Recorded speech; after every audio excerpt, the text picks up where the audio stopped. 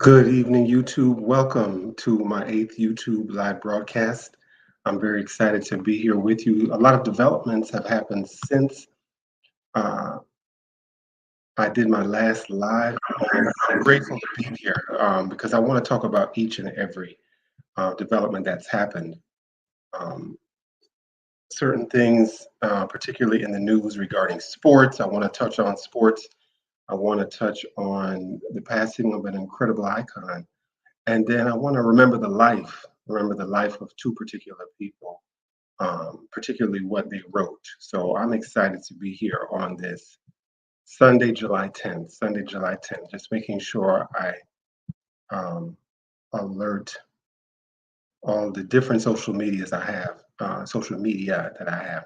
So I'm grateful to join you on this July 10th. I want to begin by talking about the important role that Vernon Winfrey, the father of Oprah Winfrey, just passed away yesterday. I had the chance of meeting Oprah Winfrey in person. I was starstruck. I usually don't get starstruck, but I suddenly got starstruck. It was December 2018 at uh, it was the Center for Fiction hosted a gala featuring Ms. Winfrey and Ms. Morrison. Ms. Morrison could not make it. It was a gala or a banquet that was honoring uh, Toni Morrison and announcing the role of the Center for Fiction. This was in New York. It was in downtown New York, and I handed her a flower, which she took, but I couldn't really the woman who was so generous in organizing the event.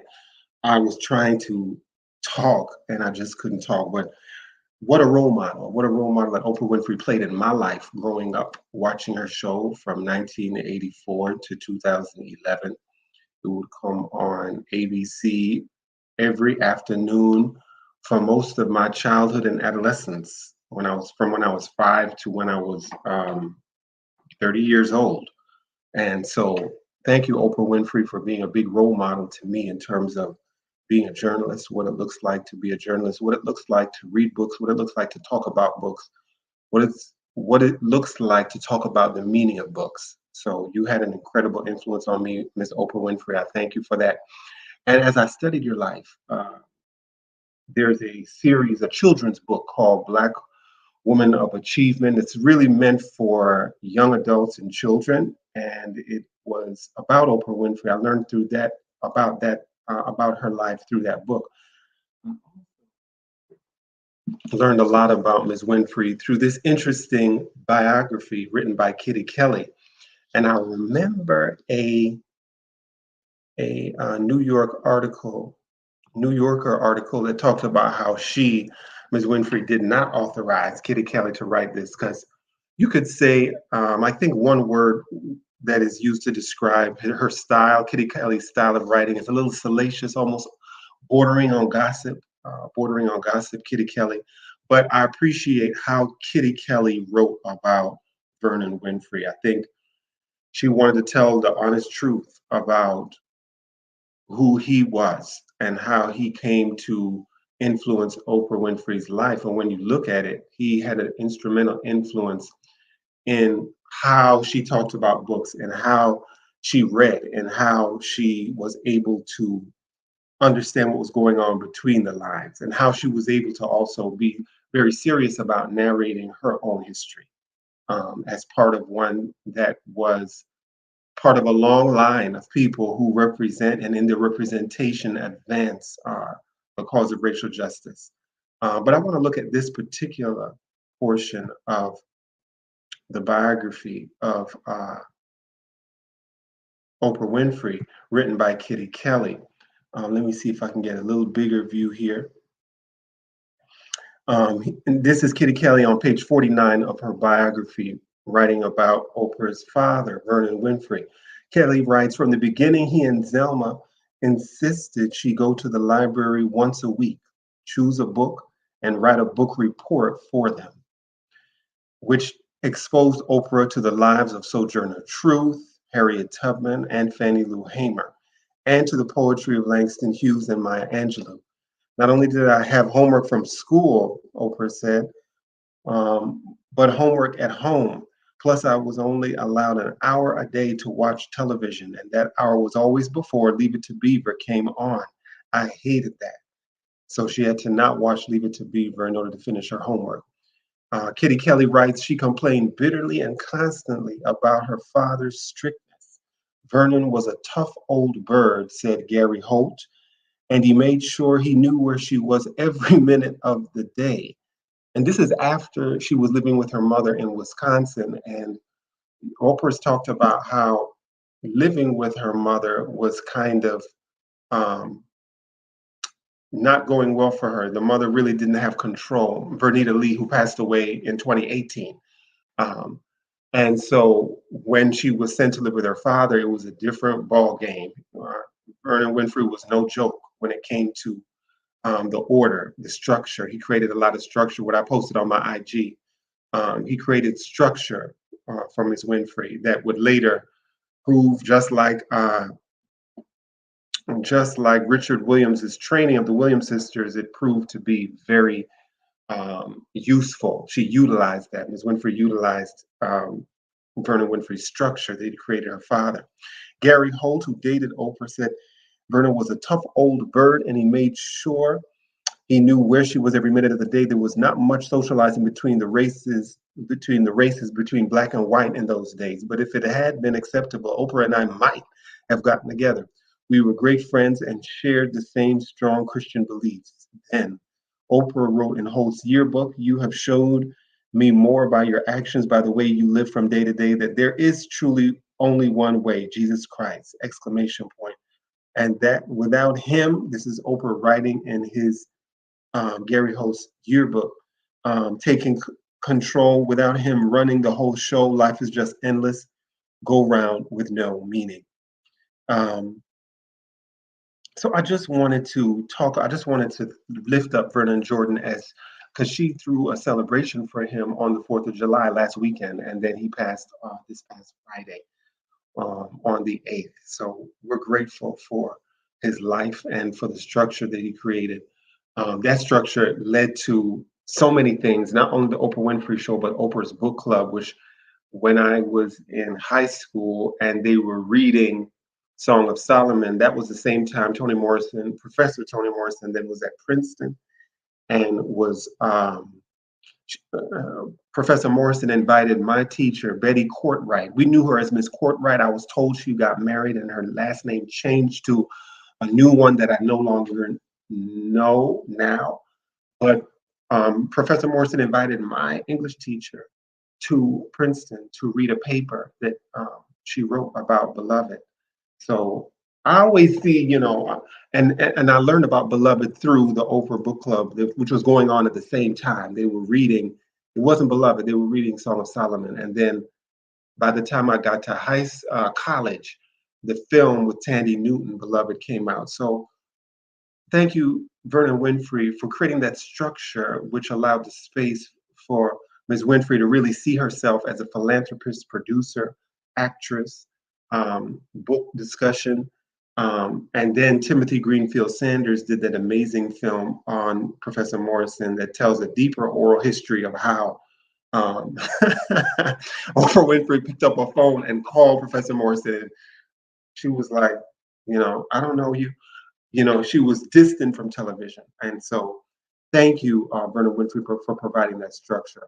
Another big deal that's coming up in terms of the accomplishments of amazing women is this. I'm a big track and field fan. That's one thing you know about me. I post about track almost every day, be it hurdles, 100 meter, 200 meter. I'm not so much into the field events, mainly more the track events, and a big track event is coming up. Every other year is the World Championships. You have the Olympics, which is every 4 years, but then World Championships happen every 2 years. Last year was in Qatar, in Doha, and my former colleague, my coworker, Miss Frank, showed me photos of her at the door. I was like, oh my gosh, I wish I was there. I was so happy that, she actually attended. And I knew somebody that was the first time I knew somebody that actually attended the World Championships. Well, this year they're going to be here in Eugene, Oregon. And what an amazing, exciting race the final is going to be, because at the Olympics, Elaine Thompson ran sub 22, and then Sharika Jackson this year at the Jamaican National Championships ran for women anytime under 22 seconds is incredibly fast, and for men anytime under 20 seconds. And Elaine Thompson ran 21:53. That was her personal best. She ran 21.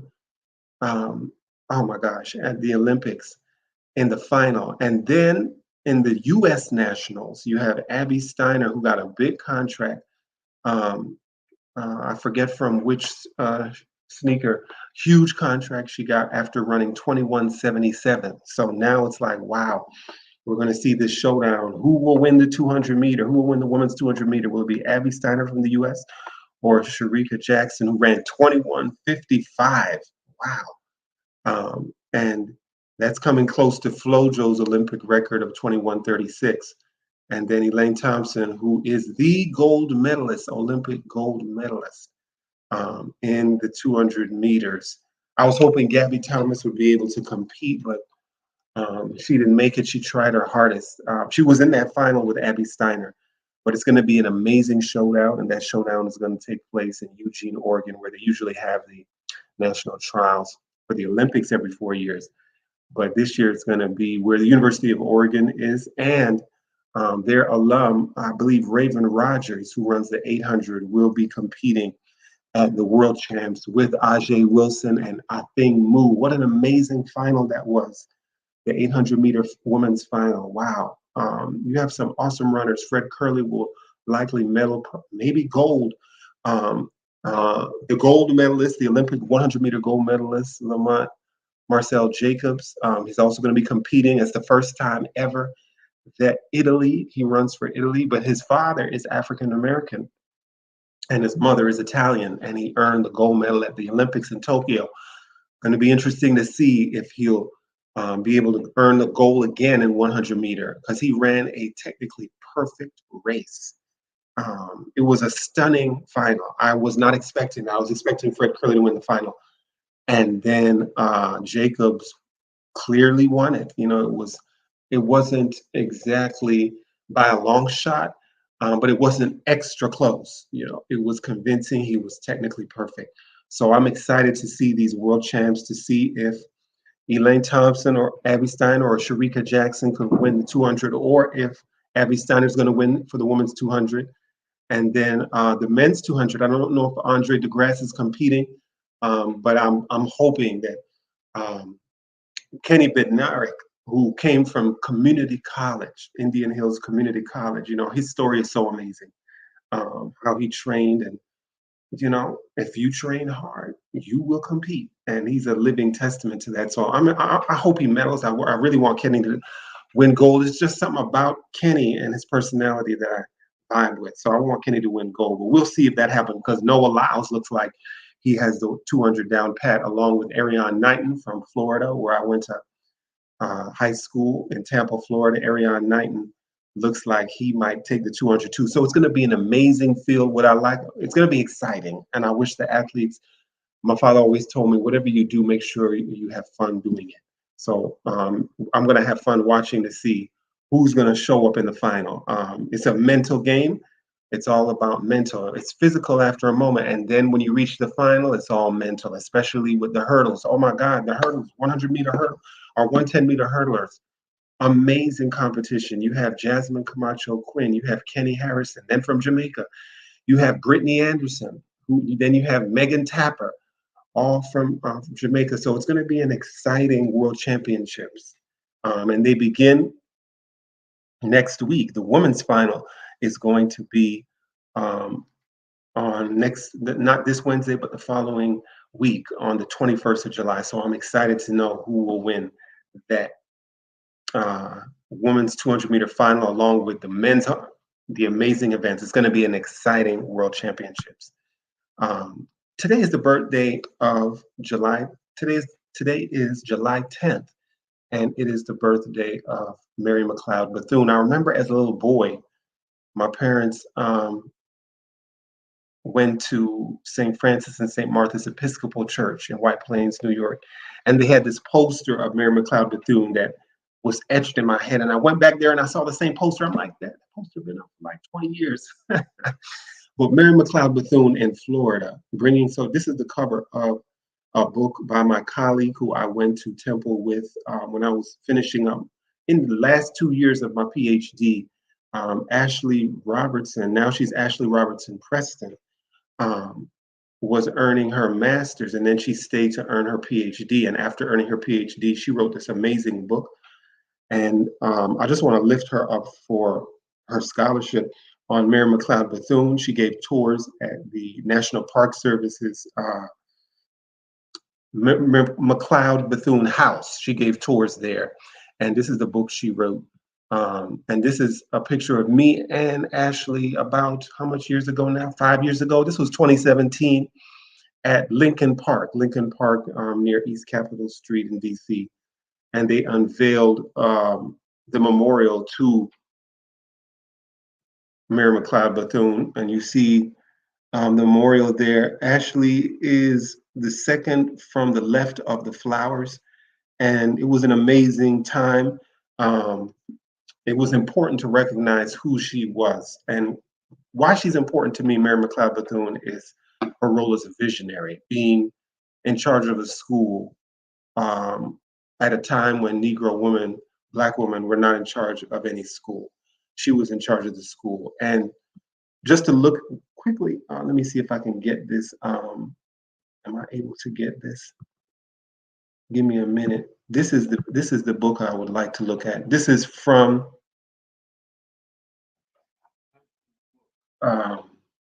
and she has an amazing chapter in there called, this is from chapter 1, $1.50, Faith in God and 5 Little Girls. And she talks about how she got the school started, how Mary McLeod Bethune got the school started. And what I want to look at here, what is important to me, why I chose this particular page, is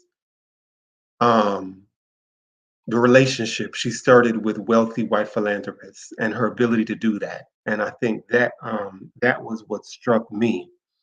I just want to start from the sentence. After a separation from her husband around 1907, Bethune continued to grow the school and reach out for assistance on her own. Expanding on her fundraising efforts for the school, she took her students to sing for the wealthy whites who were visiting Daytona Beach on vacation and collected donations. Thomas White of White Sewing Machine Company became a supporter of the school after a performance by the school's choir.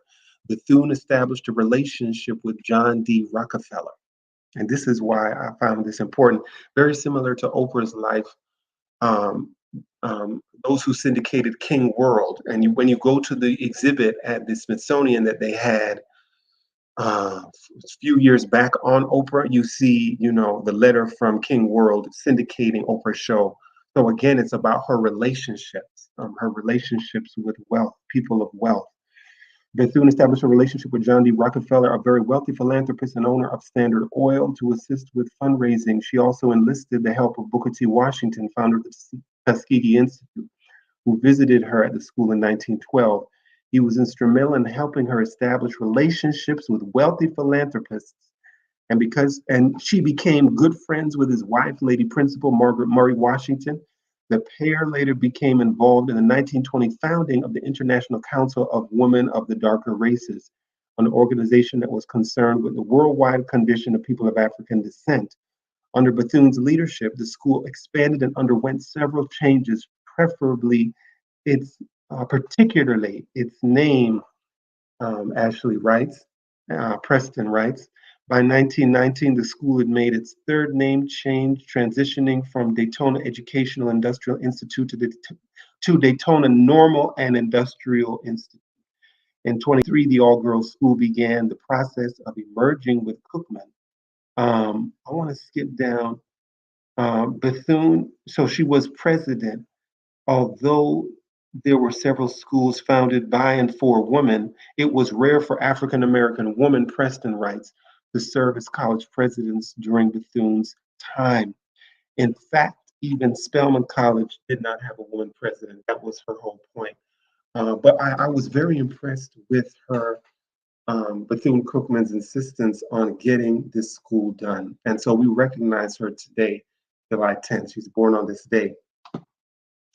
I believe the house, Bethune Cookman House, you can get tours of her house that she owned, that she founded for the National Association for Colored Women, which is at 13 something Vermont Avenue. And they have tours. You go to their website, nps.gov, Bethune House, all right here in DC. So she's an important role model. But I think another aspect of her life I wanted to look at, I'll see if I have this. Yes, this is what I originally had up. This is from Paul Robeson Jr.'s biography. So when we talk about relationships, when you have relationships with philanthropists in the wartime, especially for intellectuals, sometimes those relationships can cause you to create outcasts. And as much as I love Mary McLeod Bethune for being a good role model, for being a pioneer for Black education, there were choices that she made that forced her to be part of a group that ostracized people that should not, in my opinion, have been ostracized, but they were because it was wartime and because whoever they were ostracizing said something that was quote unquote against the country, when in most cases, sometimes that dissent during the wartime is exactly what the country needs in order to survive and continue to be strong. This is Paul Robeson Jr. writing about Mary McLeod Bethune. And well, first he mentions Roy Wilkins, and he's talking about how his father was ousted or ostracized, made into an outcast by people, prominent Black people, and one of them was Mary McLeod Bethune. He writes here, most Black leaders with close ties to the Truman administration, but also accountable to a mass constituency, criticized Paul in far more moderate tones. And now he mentions Mary McLeod Bethune. This is page 145 in the book about his dad, Paul Robeson Jr.'s book about his dad. The Undiscovered Paul Robeson, Quest for Freedom. This is a 2-volume biography, and this is the second of the 2 volumes. So on page 145 of the second volume, he says, Mary McLeod Bethune, president of the National Council of Negro Women, expressed admiration for him as a great artist and supported his right to express his political and economic views as a U.S. citizen. Then Robeson Jr. writes, she, Bethune, added, but when Mr. Robeson presumes to speak for me in expressing disloyalty in our country, then I think he missed his cue. And she's talking about his 1949 comments that Du Bois and Roy Wilkins denounced and disagreed with publicly, because Robeson said that Negroes basically should not be fighting in World War II if they're being lynched. He said this in Paris at a conference in 1949. I write about this in my dissertation. And so many leaders, Roy Wilkins, leader of the NAACP, and Mary McLeod Bethune, whose birthday is today, was one who said, we're not, he's not speaking for me. And so this goes back to when you have relationships with wealthy people. Kwame Brown on his YouTube channel has talked about the go along to get along gang. Well, if you could argue that she was part of that gang because of her relationship and depending on the money to keep her school open. And I get it, I understand. But as you get older, when you start relationships with people of wealth, these questions have to come up, because in my young self, not being born until like four decades after this whole quote unquote controversial speech, I have a young perspective. But at the time this was happening, Paul Robeson was being very sensitive to those like Maceo Snipes, who was murdered for voting. He was being very sensitive to the numerous lynchings in the 1940s. he was aware. He's like, why are we fighting in a war and then coming back and being murdered? Today we think of Jalen Walker. Today we think of Trayvon Martin. Today we think of Tamir Rice, who are shot down unarmed. Why is this happening still? So he was an outspoken writer who made sure that he used his gift, which was then acting, mainly more singing than acting, to call attention. He used his gift as an artist, he used his publicity to try to end lynching in his life. And so, by my standard, he did not miss his cue, but Mary McLeod Bethune definitely said he did. But we're grateful for Ashley Robertson Preston for putting on paper, documenting the influence of Mary McLeod Bethune. A lot of talk about, speaking of go along to get along gang, there's a lot of talk about Clarence Thomas, the justice, because what was leaked was plans to not only overturn Roe v. Wade, but overturn those Supreme Court decisions that allowed gay marriage, among other. He said it's precedent, it should be precedent. And yeah, it just reminded me of when he was confirmed. When I remember my parents feuding during the Senate confirmation hearing. My dad sided with Anita Hill, and I remember my mom siding with Clarence Thomas, saying that there needs to be a Black Supreme Court justice because there is not one. And I didn't really have an opinion, but I remember it happening between my parents. And then I had to go back to Toni Morrison because I forgot that she put, she's a novelist. That is her specialty. That was her expertise as a writer, is the novel form, but her nonfiction was absolutely searing. And I wanted to go back to in the talk about Clarence Thomas, who's trending, so to speak, because of the overturning of Roe v. Wade, that he takes the most conservative position of all the justices to not only apply the overturning to limit the rights of women, but to limit the rights of gay men and women like myself, people of the queer community like myself. And it's like, wow. And so it made me revisit what Toni Morrison wrote. From the book, this book here, Racing Justice and Gendering Power, Essays on Anita Hill, Clarence Thomas, and the Construction of Social Reality, edited with an introduction by Toni Morrison. And here in this page, she compares current Supreme Court Justice Clarence Thomas to the character Friday in the novel Daniel Defoe. The character Daniel Defoe, Friday was more of a helpmeet. He was like a Toto. And so what Toni Morrison does is compare how the colonized erases his own culture in order to fit in and to assimilate. Here, Toni Morrison writes, both Friday and Clarence Thomas accompany their rescuers into the world of power and salvation, but the problem of rescue still exists. Both men, Friday and Clarence Thomas, Black but unrecognizable, at home or away, are condemned to first mimic, then internalize and adore, but never to utter one single sentence understood to be beneficial to their original culture, whether the people of their culture are those who wanted to hurt them or those who love them to death. And so this last part, she says, the footprint in the sand that so worried Crusoe's nights, that compelled him to build a fortress, and then another to protect his new world order, disappears from his nightmares once Friday embraces, then internalizes his master's voice and can follow the master's agenda with passion. Friday, I forgot the name of the novel.